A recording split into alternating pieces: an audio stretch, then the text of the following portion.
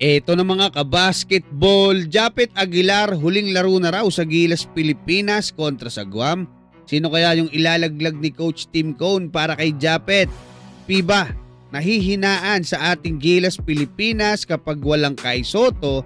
At bakit nga ba inaabangan na ng mga Pinoy basketball fans yung pagbabalik sa paglalaro netong ating pambatong si Kai Sotto? Pero bago yan, huwag kalimutan mag-like at mag-subscribe bilang pagsuporta.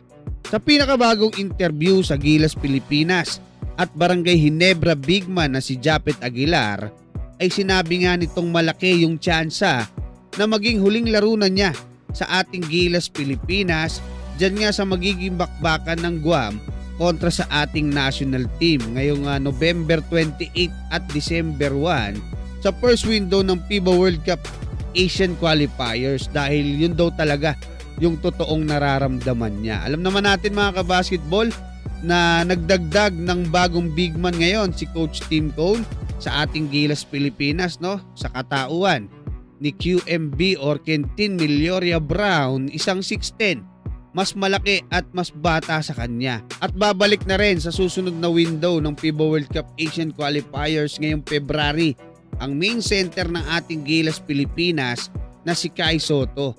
Pero sa paraan ng pagkakasagot ni Japet Aguilar mga kabasketball, feeling ko alam niya na makakapasok ulit siya sa Final 12 lineup ng ating Gilas Pilipinas kontra sa Guam, no? Pero ang masakit ay sa malamang na yung pwesto ni Jamie Malonzo yung mapunta sa kanya. Kumbaga last dance na ni Japet Aguilar. At alam naman natin si Japet Aguilar isa sa naging haligi sa ilalim ng ating Gilas Pilipinas. At mabuti na lamang ay makakapagpakitang gilas pa rin si Jamie Malonzo sa Gilas Pilipinas para sa SEA Games, para baka sakali, no, na makakuha siya ng atensyon or ng kumbaga maispatan siya dyan ng mga scouts sa B-League or sa KBL.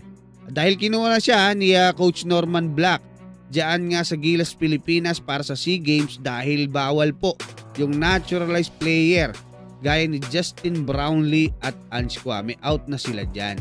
So ngayon mga kabasketball, nakaabang na etong mga Pinoy basketball fans, pati ako mga kabasketball. Alam ko karamihan din sa inyo dito nga sa naging statement ng ating pambatong si Kai Sotto na ang target niya sa kanyang pagbabalik sa paglalaro ay sa January.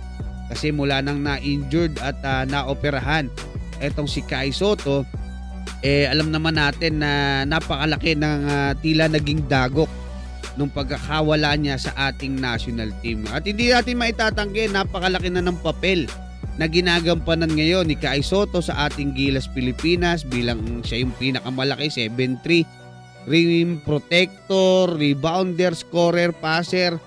At mas nagiging epektibo talaga yung sistema ni Coach Tim Cone kapag nandiyan siya sa loob ng court. Patunay niyan mga kabasketball yung naging panalo natin sa Latvia at sa New Zealand na may Kai Sotto, no? At yung mga naging pagkatalo natin ng tigda-dalawang sunod pa sa New Zealand at maging sa Chinese Taipei, tinalo na tayo, 2 sunod pa. Pero walang Kai Sotto. Maski yung FIBA ngayon yung nilabas nilang power ranking mga kabasketball, minamaliit nila tayo, no? Pang number 8 nila tayo nilagay, mas mataas pa sa atin, number 5 pa yung Chinese Taipei. So ganoon katindi. Pero pagka nandiyan si Kai, most of the time nilalagay nila tayo dyan kasunod ng Australia, pang number 2 sa power ranking or sa pang number 3. Ganoon. Ngayon sinasabi nga nila kahit doon sa binigay nilang detalye, no? Although may 2 bago, si QMB saka si 1GDL, inilagay pa rin nila tayo sa pang-8 pwesto. Kaya mga kabasketball, anong masasabi nyo? Maraming salamat at God bless sa inyong lahat.